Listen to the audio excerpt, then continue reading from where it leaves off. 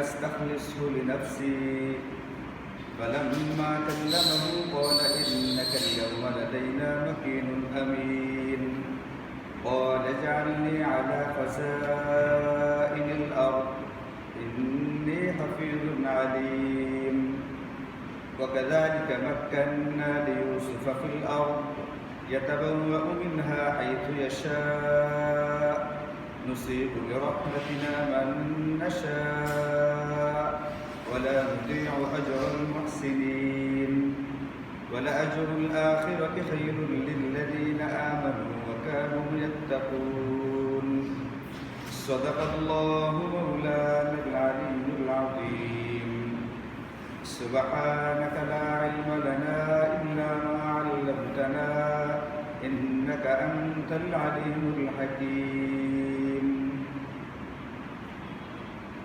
الحمد لله আল্লাহ পাকের মেহেরবানিতে আমাদের সূরা ইউসুফ এর ধারাবাহিক তাফসীরের আলোচনায় আমরা এখানে এসেছিলাম যে হযরত ইউসুফ আলাইহিস সালাম তিনি যে জেলখানায় ছিলেন তিনি কি আসলে দোষী নাকি নির্দোষ ব্যক্তি ছিলেন এটাকে যাচাই করবার জন্যে তদন্ত করবার জন্যে স্বয়ং তৎকালীন রাষ্ট্রপ্রধান বাদশাহ যিনি ছিলেন তিনিই দায়িত্ব নিয়েছিলেন এবং তদন্তের পরবর্তীতে এটা প্রমাণ হয়েছিল তিনি একজন নির্দোষ ব্যক্তি।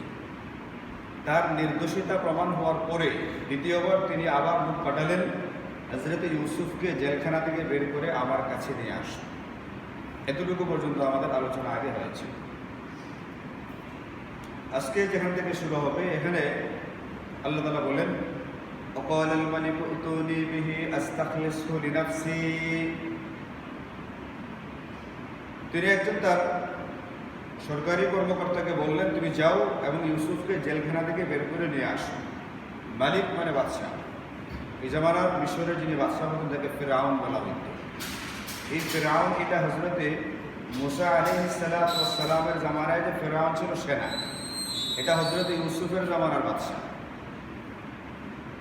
তো ওই লোক হযরত ইউসুফকে আনবার জন্য জেলখানায় গেল এবং জেলখানায় গিয়া তাকে জানালো যে আপনি নির্দোষ হিসেবে প্রমাণিত হয়েছেন, আপনাকে জেলখানা থেকে নিয়ে যাওয়ার জন্য মহামান্য বাদশাহ আমাকে পাঠিয়েছে। তো হযরত ইউসুফ জেলখানায় গোসল করলেন, ভালো কাপড় পরিধান করলেন, জেলখানায় আরও যারা বন্দী ছিলেন তাদের কাছ থেকে বিদায় দিলেন, তাদের জন্য দোয়া করে সরাসরি রাজদরবারে আসলেন।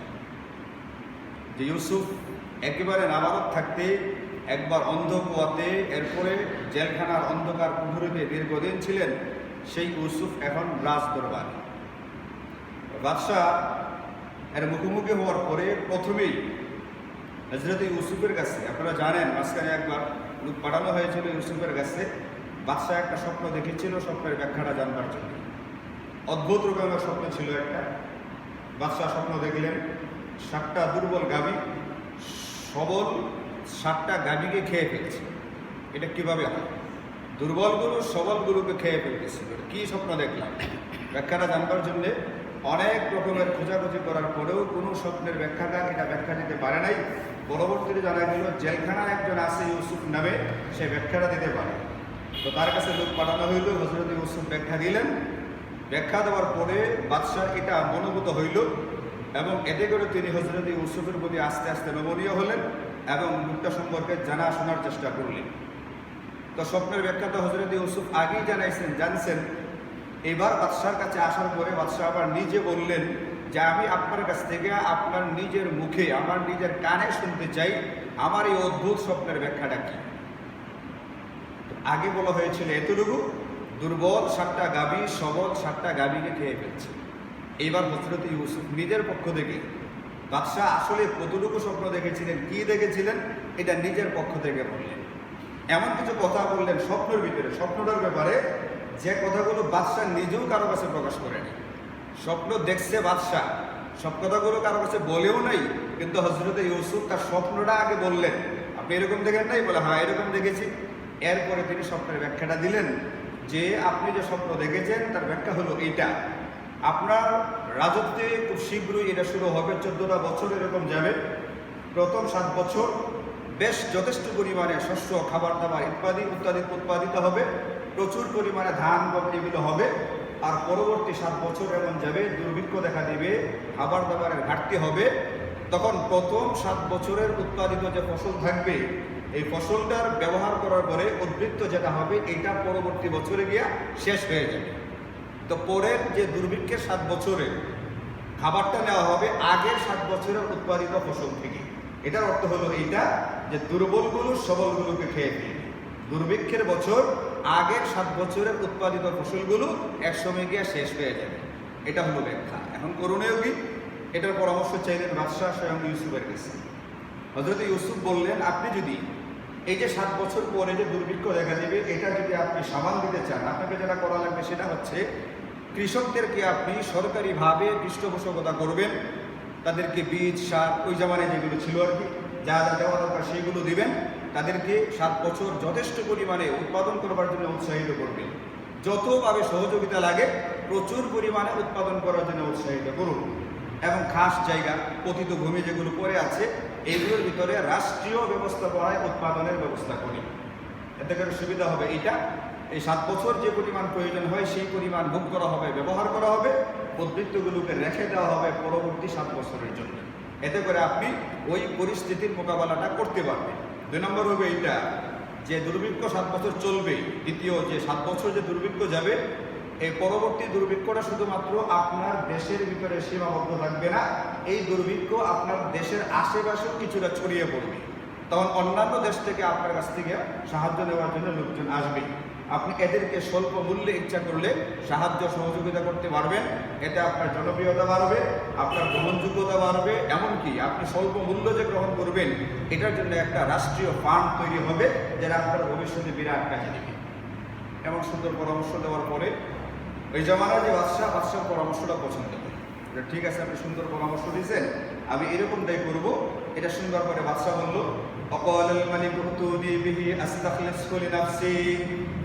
বাদশা বললেন আজকে থেকে আমি তাকে মানে হযরত ইউসুফকে আমার একান্ত সহকর্মী হিসেবে নিয়োগ দিয়ে দিলাম। জেলখানা বন্ধ কুদরত থেকে বের করে আনা নাবালক শিশু ইউসুফকে কুয়ার ভিতরে ফেলে দেওয়া হয়েছিল, সেই ইউসুফ আজকে রাজ দরবারে একেবারে সরাসরি বাদশার একান্ত সহকর্মী হিসেবে নিযুক্ত হলেন। এবং তিনি এটাও বললেন কথাবার্তা বলবার পরে, ইন্নাকা লিয়াউমা লাদাইনা মাকিনুন আমিন, আজকে থেকে আপনি আমাদের রাজ দরবারের রাষ্ট্রীয় অতিথি হিসেবে থাকবেন। আপনার উপরে আমাদের পক্ষ থেকে যথেষ্ট পরিমাণে আমিন মানে আস্থা বা বিশ্বাস রাখা হবে, আপনি একজন বিশ্বস্ত কর্মী হিসেবেই আমাদের এখানে থাকবেন।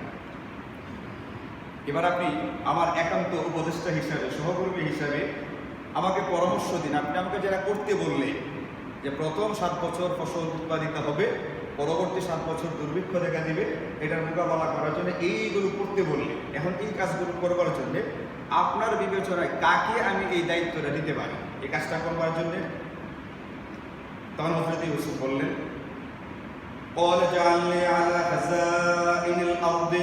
হযরত ইউসুফ বললেন আপনি অর্থ মন্ত্রণালয়ের যে দায়িত্বটা এটা আপনি আমাকে দিয়ে দিতে পারেন। তিনি নিজেই বললেন যে আমাকে দিতে পারেন। মানে এখানে শরীয়তের মাসালা বের হয়, কোনো দায়িত্ব এটাকে চেয়ে নেওয়া যাবে কিনা, কোনো কাজ, কোনো পদ, কোনো পদবি, কোনো দায়িত্ব এটাকে চেয়ে নেওয়া যায় কিনা।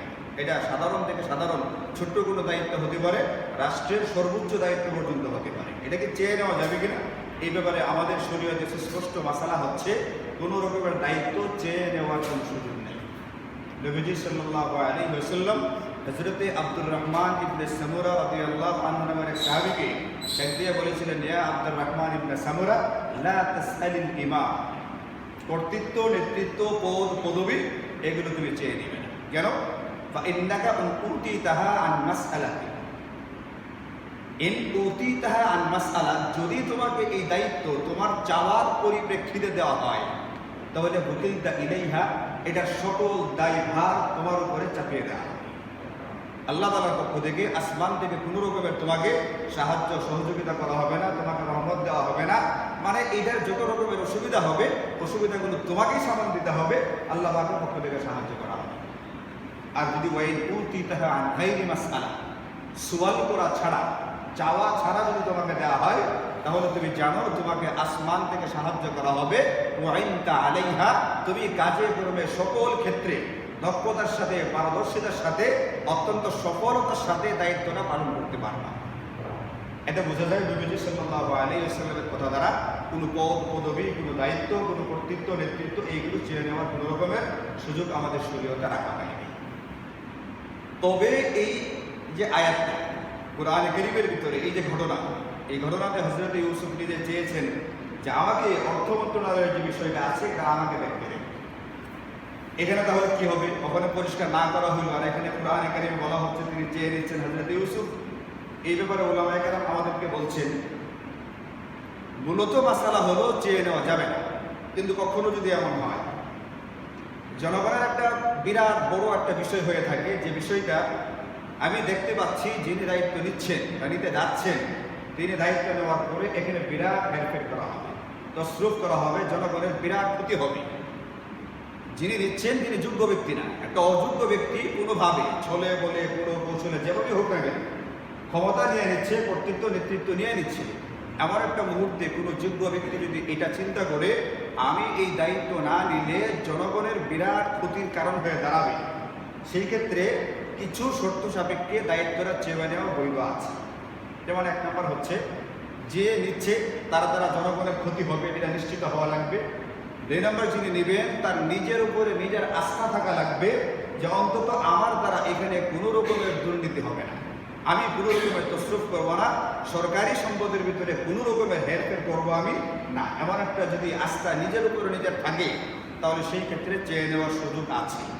এবং হযরত ইউসুফ এই ভিত্তিতেই তখন বলেছিলেন, কারণ তিনি দেখতে পাচ্ছিলেন ওখানে এমন একটা অবস্থা ছিল যে পরবর্তী 7 বছর, প্রথম 7 বছরের পরে দ্বিতীয় 7 বছর যখন দুর্ভিক্ষ দেখা দেবে, যে বাদশার যারা আপনার পরিষদবর্গ যারা আছে, মন্ত্রী সচিব যারা আছে, এমন লোকজন ছিল যে এদের দ্বারা যথাযথভাবে এই পরিস্থিতিটা সামাল দেওয়া সম্ভবপর হবে না। এখানে স্বজনপ্রীতি হবে, চরম রকমের দুর্নীতি হবে, কেউ খেতে পারবে, প্রচুর পরিমাণে থাকবে, আর এমন মানুষও হবে হাজার হাজার মানুষ ওই 7 বছরের দুর্ভিক্ষে না খেয়ে অনাহারে ও পুষ্টিতে ভুগে তারপরে মারা যাবে। এমন একটা অবস্থায় তিনি নবী, একজন নবী, তিনি জিনিসটা ওহীর মাধ্যমে জানতে পেরেছেন, বুঝতে পেরেছেন, দেখতে পাচ্ছিলেন যে ভবিষ্যতে এটা হতে যাচ্ছে। এমন একটা চিন্তা থেকে তখন তিনি বলেছিলেন ইজআলনি আলা খাযাইনিল আরদি, আপনি ইচ্ছা করলে আমাকে এই অর্থ মন্ত্রণালয়ের দায়িত্বটা দিতে পারেন। কেন? ইন্নী হাফিজুন আলিম, এই ব্যাপারে আমি রাষ্ট্রীয় সম্পদ হেফাজতকারী। হাফিজ মানে হেফাজতকারী, 2 নম্বর আলিম মানে হচ্ছে এটা কোথায় কি পরিমাণে কাকে কতটুকু পরিমাণে দিতে হবে, কোথায় ব্যয় করতে হবে, এটার খাত কি হবে, এই সম্পর্কে আমি যথেষ্ট অবগত আছি। এখানে একজন অর্থমন্ত্রীর দায়িত্ব কি হবে, গুণাগুলি কি হবে, এটা এই কোরআনে কারীমের আয়াতের ভিতরে বলে দেওয়া হচ্ছে। 1 নম্বর তাকে এতটুকু সচেতন হতে হবে যে রাষ্ট্রীয় কোনো সম্পদ কোনোভাবেই যেন ক্ষতিগ্রস্ত না হয়। একটা সাধারণ জিনিস কিনতে গিয়া যেখানে 10 টাকার জিনিস 500 টাকা ব্যয় দেখানো হবে না, এমনটা হতে পারবে না। একজন অর্থমন্ত্রীর দায়িত্ব হলো সরকারি সম্পদকে হেফাজত করা, এটা তার নিয়ন্ত্রণে রাখতে হবে, তাকে হেফাজত করতে হবে। এখন সে পুরাপুরি হেফাজত করতে পারবে কি পারবে না, এই হেফাজত করার মতো যোগ্যতা তার ভিতরে আছে কিনা। 2 নম্বর আলিম, সরকারি সম্পদ কোথায় কি পরিমাণে দেওয়া লাগবে, কখন স্বাস্থ্য খাতে কতটুকু দেওয়া দরকার, কখন শিক্ষা খাতে কতটুকু দেওয়া দরকার। একজন দরিদ্র ব্যক্তি হিসেবে দরিদ্রকে, বয়স্ককে বয়স্ক ভাতা হিসেবে, একজন বিধবাকে বিধবা ভাতা হিসাবে আসলে কাকে কি পরিমাণ দেওয়া দরকার, কে কি পরিমাণ ভাতা পাবে, রাষ্ট্রীয় সম্পদ কোথায় কতটুকু ব্যয় হবে, এই সম্পর্কে তার যথেষ্ট অভিজ্ঞতা থাকা লাগবে। এই 2টা গুণ যার ভিতরে থাকবে, কোরআন বলছে ওই ব্যক্তি অর্থমন্ত্রীর দায়িত্ব নিতে পারে। তা হযরত ইউসুফ বললেন যে হ্যাঁ, এই 2টা জিনিস আমার ভিতরে আছে, এই হিসাবে আপনি এই মন্ত্রণালয়ের দায়িত্বটা আমাকে দিতে পারেন। তিনি এই জন্য এটা বলছেন। তো বাদশাহ হযরত ইউসুফকে 1 বছরের জন্য কোনো দায়িত্ব না দেয়া রাষ্ট্রীয় অতিথি হিসাবে রেখে দিলেন। বাদশার একটা ইচ্ছা হলো, জেলখানা থেকে মাত্র আসছেন, তার সম্পর্কে যতটুকু জানাশোনা হয়েছে, ভালো লোক দেখলাম, কথাবার্তা গেলেও মনে হইলো সব কিছু ঠিকঠাক হলো। এরপরেও রাষ্ট্রীয় দায়িত্ব পালন করতে গেলে কিছু নিয়মতান্ত্রিকতার বিষয় আছে, রীতিনীতি আছে, এগুলো বুঝবে কিনা বোঝার জন্য, একটু অভিজ্ঞতার জন্য তাকে 1 বছর রাষ্ট্রীয় যে অতিথি ভবন আছে ওখানে রেখে দেওয়া হইল। হযরত ইউসুফ 1 বছর এখানে থাকলেন, সব কিছু দেখলেন। কারণ প্রথম 7 বছর তো কোনো অসুবিধা নেই, খাদ্য তো যথেষ্ট পরিমাণে উৎপাদিত হবে, এটা আগের থেকে বলাই আছে। 1 বছর থাকবার পরে তিনি দেখলেন যে না, ওটা আসলে যথেষ্ট রকমের যোগ্য একজন ব্যক্তি, তাকে দায়িত্ব দেওয়া যায়। কিন্তু বাদশাহ 1 বছর পর একটা অনুষ্ঠান করলেন, বড় রকমের একটা হল ঘরে একটা অনুষ্ঠান করলেন। এখানে সমস্ত মন্ত্রী, সমস্ত সচিব পর্যায়ে যারা ছিল, পারিষদ বর্গ সবাইকে ডাকা হলো, উপদেষ্টা সহকারে সবাইকে ডাকা হলো। ডেকে হযরত ইউসুফকে একটা বিশেষ রকমের মুকুট পরায়া, মানে অত্যন্ত সম্মানের একটা মুকুট পরায়া ওই যে অনুষ্ঠানটা করা হয়েছিল সেখানে এনে তাকে উপস্থাপন করলেন। উপস্থাপন করে বললেন, আজকে থেকে ইউসুফ শুধুমাত্র অর্থ মন্ত্রণালয়ের দায়িত্ব না, গোটা রাষ্ট্রের প্রশাসনিক দায়িত্ব যেটা আছে সবটা হযরত ইউসুফ পালন করবে। যিনি ছিলেন অন্ধকার কুয়ার একজন মৃত্যু পথযাত্রী, তিনি আজকে গোটা মিশরের রাষ্ট্রপ্রধান হয়ে দাঁড়িয়েছেন। তাহলে বাদশার কি হবে, ফেরাউনের কি হবে? উনি নামে মাত্র বাদশা থাকবেন। অনেকটা মনে করেন যে আমাদের দেশে মহামান্য রাষ্ট্রপতি যিনি থাকেন তিনি কিন্তু সর্বোচ্চ সম্মানজনক পদে থাকেন, কিন্তু মূল যে প্রশাসনিক দায়িত্বটা এটা সম্ভবত প্রধানমন্ত্রী পালন করে থাকেন, ক্ষমতাটা তার কাছেই থাকে। ঠিক অনুরূপভাবে ফেরাউন, ওই জামানায় যিনি ফেরাউন ছিলেন, বাদশাহ ছিলেন, তিনি নামে মাত্র বাদশাহ রয়ে গেলেন এবং রাষ্ট্রীয় ক্ষমতা যেটা, রাষ্ট্র কিভাবে পরিচালিত হবে সবটা হযরত ইউসুফকে দেয়া যায়। এটা আল্লাহ কোরআনে কারিমে বলছেন। এখন কথা হচ্ছে এখানে হযরত ইউসুফ একজন কাফের বাদশার অধীনে কাজ করতে যাচ্ছেন, এটা কি বৈধ হবে? এখান থেকে একটা মাসালাও বের করে নিয়ে আসা হয়েছে, মুফাসসিরিন কেরাম বলছে কোনো অমুসলিম বাদশা বা শাসক বা কোনো ফাসিক বা কোনো জালেম শাসকের অধীনে কোনো চাকরি করা যাবে কিনা, তার অধীনে কাজ করা যাবে কিনা। কারণ হচ্ছে কোনো কাফের, কোনো ফাসিক, কোনো জালেম সরকার প্রধানকে যদি তার চাকরিতে থেকে কাজ করা হয় তাহলে তাকে সহযোগিতা করা হয়। একজন জালেম বা ফাসিক সরকার প্রধান, একজন কাফের সরকার প্রধান, কাফের হিসেবে যে কুফরি কাজগুলো করবে, জালেম যে জুলুমের কাজগুলো করবে, ফাসিক যে ফুসুকের কাজগুলো করবে, তার অধীনে যারা চাকরি করে তারা সবাই ওই কাজগুলোর ক্ষেত্রে তার সহকারী হয়ে যায়, তাকে সাহায্যকারী হয়ে যায়। এখন তার অধীনে চাকরি করা বৈধ হবে কি হবে না, এই ব্যাপারে কোরআনে কারীমের অন্য আয়াতের ভিতরে আছে, ফালান আকুনা যহিরান লিল মুজরিমিন, আমি কখনোই কোনো অপরাধীর সাহায্যকারী হব না। এই হিসাবে যারা অপরাধী হবে, ফাসিক, জালেম, কাফের হবে, এদের অধীনে চাকরি করার সুযোগ নেই। এমনকি অন্য আয়াতে আল্লাহ বলছেন, ওয়ালা তাআওয়ানু আলাল ইসমি ওয়াল উদওয়ান, তোমরা একে অপরকে গুনাহ এবং সীমা লঙ্ঘনের কাজে সহযোগিতা করবে না, এটা আল্লাহ পাকের নির্দেশ। এখন কোনো কাফের অধীনে কাজ করা মানে হলো কাফেরকে সহযোগিতা করা, ফাসিক, জালেমের অধীনে কাজ করা মানে তাকে সহযোগিতা করা। এই হিসাবে মুফাসসিরিন কেরামের, ফুকাহায়ে কেরামের একটা দল বলছেন যে কোনো কাফের, ফাসিক, জালেমের অধীনে চাকরি করা বৈধ হবে না, তার অধীনে কোনো কাজ করা জায়েজ। এই আয়াতে হযরত ইউসুফ পড়লেন, এই ব্যাপারে মুফাসসিরিন কেরাম আমাদেরকে ব্যাখ্যা করে দেখাইছেন যে হতে পারে ওই সময় বাদশাহ হযরত ইউসুফ যখন দায়িত্ব নিয়েছেন এর আগেই তিনি ইসলাম কবুল করে ফেলেছেন, কিন্তু এটা একটা ঐতিহাসিক বর্ণনা, এটা শুদ্ধাশুদ্ধি যথেষ্ট পরিমাণে পাওয়া যায়নি। তাহলে তাৎক্ষণিক সে মুসলমান হয়ে গেছে, এটা আসলে তেমন একটা যুক্তিটাও ধরে না। আসলে বাদশাহ ওই সময় কাফেরই রয়ে গেছিল, এটাই মেনে নিতে হবে। এই ক্ষেত্রে মুফাসসিরিন কেরাম বলছেন যে কোনো ব্যক্তি যদি এটা মনে করে যে আমি কাফের, ফাসিক, জালেমের অধীনে চাকরি করলে তারা আমাকে শরীয়ত বিরোধী কোনো কাজে বাধ্য করবে না, সরকারি কোনো এমন আইন যে আইনটা শরীয়ত বিরোধী কিন্তু আমার বেলায় সে আমাকে বাধ্য করবে না, আমাকে স্বাধীনভাবে আমার ধর্মকে পালন করতে দেবে, শরীয়ত বিরোধী কোনো বিষয় আমার উপরে চাপিয়ে দেবে এবং আমার দ্বারা জনগণের একটা বিরাট কল্যাণ হবে, এমন যদি একটা অবস্থা হয়ে থাকে সেই ক্ষেত্রে শুধুমাত্র জায়েজ রাখা আছে। জায়েজ সর্বোচ্চ পর্যায়ে হচ্ছে যদি এমনটা হয়ে থাকে যে আমার ধর্মীয় ক্ষেত্রে কোনো রকমের বাধা বিপত্তি সৃষ্টি করা হবে না এবং অধর্ম কোনো বিষয়কে যেন পালন করতে বাধ্য করা না হয় এমনটাও করা হবে না, এই ক্ষেত্রে শুধুমাত্র জায়েজ। তবে সর্বাবস্থায় তাকওয়া এর দাবি হচ্ছে, পরহেজগারির দাবি হচ্ছে এই ধরনের শাসকের অধীনে কোনো রকমের চাকুরি না। হযরত ইউসুফ দায়িত্ব নিয়েছিলেন কারণ এখানে তার সামনে বিরাট একটা জনগণের কল্যাণের বিষয় ছিল। 2 নম্বর, তিনি চেয়েছিলেন আল্লাহর জমিনে আল্লাহর আইনকে বাস্তবায়ন করতে গেলে আস্তে আস্তে আমাকে রাষ্ট্রীয় ক্ষমতা নিতে হবে। রাষ্ট্রীয় ক্ষমতা যদি না থাকে তাহলে আল্লাহর জমিনে আল্লাহর আইনকে প্রতিষ্ঠিত করাটা কঠিন হয়ে যায়। হযরত ইউসুফ অন্যান্য অনেকগুলো হিকমতকে মাথায় রেখে এরপরে তিনি এই দায়িত্বটা নিয়েছিলেন। এখন হযরত ইউসুফ এই চিন্তা করে দায়িত্ব নিয়েছেন, দায়িত্ব নেওয়ার পরে বাদশাহ তাকে প্রশাসনিক পুরা দায়িত্বটা দিয়ে দিয়েছেন। দিয়ে দেওয়ার পরে অনুষ্ঠান করলেন।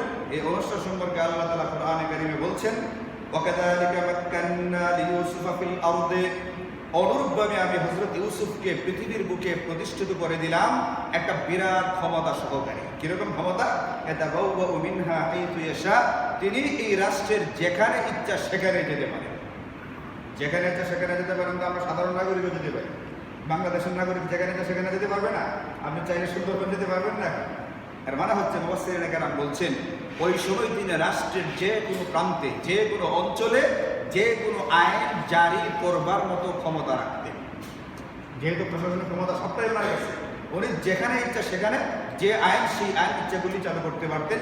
এটা হচ্ছে আল্লাহ বলছেন আমি যাকে ইচ্ছা তাকে মানে তাকে যেখানে সেখানে যাওয়ার মানে যে কোনো রকমের আইন এটা প্রণয়ন করে সেই আইন বাস্তবায়িত করার ক্ষমতাও দিয়ে দিয়েছিলাম।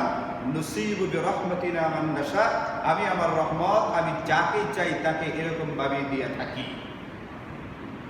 এখন যাকে চাই তাকে দিয়ে থাকি, এখানে আমি দিয়েছি হযরত ইউসুফকে।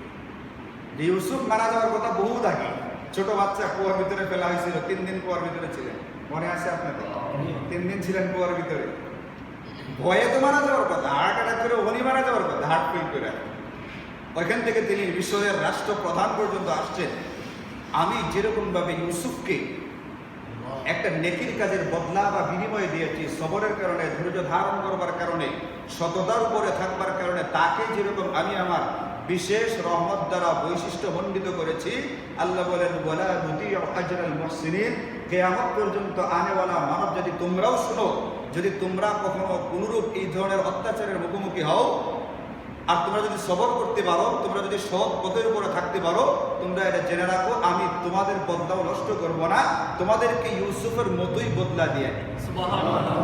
সবাইকে দেওয়ার সিস্টেম এটা হবে না যে রাষ্ট্রীয় ক্ষমতায় না, কিন্তু একটা যথেষ্ট পরিমাণে বদলা বা বিনিময় তাকে দেওয়া।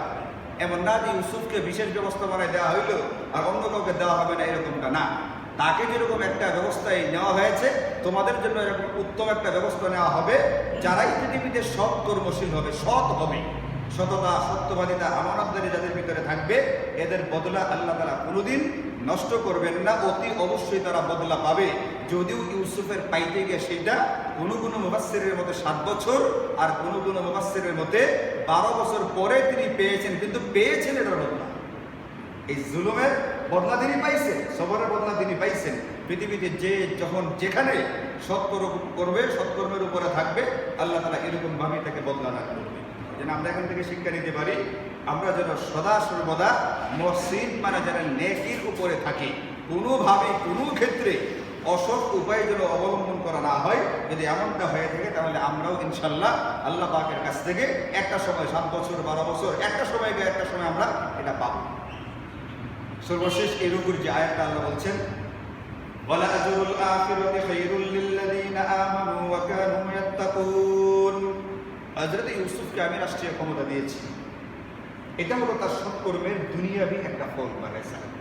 দুনিয়াতে সে একটা ফলাফল পেয়েছে, কিন্তু দুনিয়ার মানুষ যারা ক্ষমতা পাবে, যারা নেতৃত্বে কর্তৃত্বে যাবে, তাদের জন্য আল্লাহ তাআলা বলছেন দুনিয়ার মানুষ তোমরা সৎকর্মের কারণে আমি তোমাদেরকে নেতৃত্বে কর্তৃত্বে ক্ষমতায় আনলাম, কিন্তু মনে রাখবা দুনিয়ার তুলনায় পরকালে আমি যে বদলা বা বিনিময়টা রেখেছি, এটা দুনিয়ার এই তুচ্ছ বদলার বিনিময়ে তুলনায় অনেক অনেক অনেক বেশি। এখন তুমি যদি পরকালের সেই মহান বদলাটা পেতে চাও, তাহলে দুনিয়ার সাধারণ ক্ষমতা নিয়ে এত বেশি বাড়াবাড়ি করবা না, এত বেশি তুমি অন্যদের উপরে জুলুম করবা না, সীমা লঙ্ঘন করবা না। যদি তুমি এটা করো তাহলে তোমার এই তুচ্ছ ক্ষমতার কারণে মারা যাওয়ার পরে পরকালের যে আমি তোমাকে বিরাট বদলা দেওয়ার ইচ্ছা করেছিলাম সেটাকে নষ্ট করে ফেলা। এই জন্য দুনিয়াতে কেউ যদি কোনো কিছু পেয়েও যায়, এটার কারণে এমনভাবে চলতে হবে যেন এইটার কারণে আমার পরকালটা নষ্ট হয়ে না যায়। আল্লাহ নিজে বলছেন খাইর শব্দের অর্থই হলো দুনিয়ার চেয়ে পরকালেরটা অনেক অনেক উত্তম। কাজেই তুমি দুনিয়ারটাকে পায়া মনে করবা না সব কিছু পেয়ে গেছে। আমার দুনিয়া সব কিছু না। একজন মুমিন মুসলমানের জন্য দুনিয়া কিচ্ছুই না। দুনিয়া শুধুমাত্র তাকে দেওয়াই হয়েছে, আজকে জমায় আলোচনা হয়েছে শিরক মুক্ত ইমানটাকে নিয়ে যাইবার জন্য, শুধুমাত্র এই কাজটা থেকে দেওয়া আছে। শিরক মুক্ত ইমান নিয়ে তুমি পরকালে আসো, দেখো আমি তোমার জন্য কি প্রস্তুত করে রেখেছি, তুমি চিন্তাও করতে পারবে না। তুমি দুনিয়াতে কল্পনা করে তুমি চিন্তা করবা, কল্পনা করবা, এই কল্পনা করার যোগ্যতাও তোমার ভিতরে নাই। আমরা কল্পনা করে আমেরিকা যেতে পারি না, মনে মনে গেলাম আমেরিকা, এটা হতে পারে না। মনে মনে গেলাম সৌদি আরব, এটা হতে পারে না। কাবা শরীফকে জড়ায় ধরলাম, মনে মনে দেখতেছি, মনে মনে চিন্তা করতেছি, হাজারে আসওয়াদের ভিতরে চুম্বন দিয়ে মুখটা লাগাই রাখলাম, 5 মিনিট চুমা দিয়ে রাখলাম। কল্পনা করতে অসুবিধা আছে, বাস্তবে কিন্তু পারা যায় না। বাস্তবে 1 সেকেন্ডের চুমা দিলে পুলিশ আপনাকে তাকাই রাখবে, কিন্তু কল্পনা করে আপনি 5 মিনিট 10 মিনিট চুমা দিয়ে রাখলেন, অসুবিধা আছে? কল্পনায় আমরা আমেরিকা চলে যেতে পারি, কল্পনায় ইউরোপ চলে যেতে পারি, কল্পনায় কত দূর যেতে পারি, কিন্তু আল্লাহ বলছেন আমি তোমাদের জন্য জান্নাতে যেগুলো তৈরি করে রেখেছি তোমাদের এই কল্পনা শক্তিতে তার নিকটেও যেতে পারবে না। এর যে অনেক অনেক অনেক উপরে। কাজে দুনিয়ার ক্ষমতা, দুনিয়ার কর্তৃত্ব, দুনিয়ার নেতৃত্ব এমনভাবে করার চেষ্টা করবো না তোমার পরকালটা বরবাদ হয়ে যায়। এইভাবে আমাদের এই রূপটা শেষ। পরবর্তীতে রূপটা দেখা পাবে পরের 7 বছর শুরু হয়ে গেছে, মানে ভালো 7 বছর চলে গেছে, দ্বিতীয় 7 বছর শুরু হয়েছে, এবং অভাব অনটন খাদ্যের যে ঘাটতি এটা শুধুমাত্র মিশরের ভিতরে সীমাবদ্ধ নেই, মিশর এলাকা পার হইয়া অন্যান্য এলাকাতে ফিলিস্তিনেও চলে গেছে। যথারীতি হযরত ইউসুফের আব্বা নাম কি? হযরত ইয়াকুব আলাইহিস সালাম তখনও জীবিত আছেন এবং তার ছেলেরাও আছে।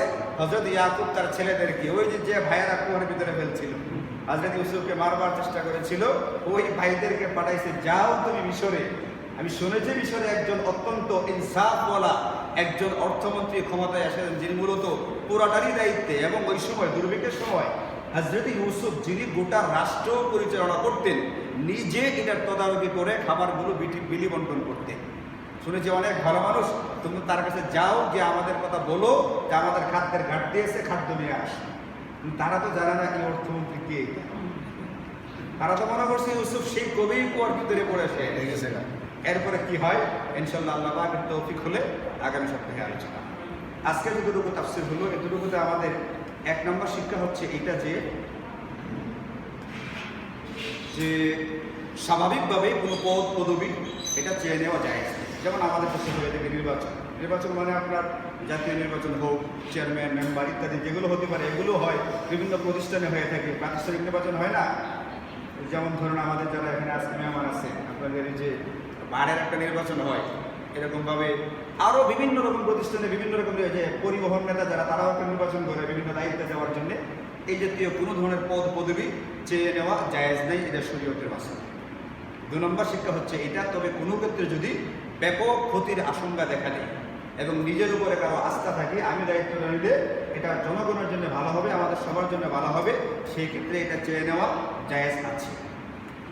এবং 3 নম্বর, একজন অর্থমন্ত্রী যিনি হবেন তার ভিতরে একটা গুণ থাকতে হবে, রাষ্ট্রীয় সম্পদ হেফাজত করবার, এবং রাষ্ট্রীয় সম্পদ কোথায় সেটা ব্যয় হবে, কোন খাতে কী পরিমাণে ব্যয় হবে সেটার প্রতি তার দক্ষতা, পারদর্শিতা ইত্যাদি, এই 2টা গুণ তার ভিতরে থাকা লাগবে।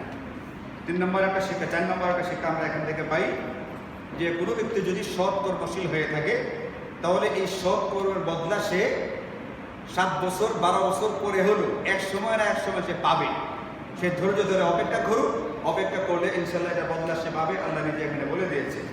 এবং 5 নম্বর যে শিক্ষাটা আমরা পাই সেটা হচ্ছে আমাদেরকে মনে রাখতে হবে, দুনিয়ার যত কিছু হোক না কেন, দুনিয়া এটা কিচ্ছু না। দুনিয়ার পরিবর্তে আমাদেরকে পরকালে যেটা দেওয়া হবে এটা আমাদের জন্য অনেক অনেক উত্তম। এই জন্য দুনিয়ারটা নিয়ে এমন আচরণ করা যাবে না যেন পরকালেরটা নষ্ট হয়ে যায়। আল্লাহ তাআলা আমাদের সকলকে এগুলোর উপরে আমল করার তৌফিক দান করুন। আলহামদুলিল্লাহি রাব্বিল আলামিন।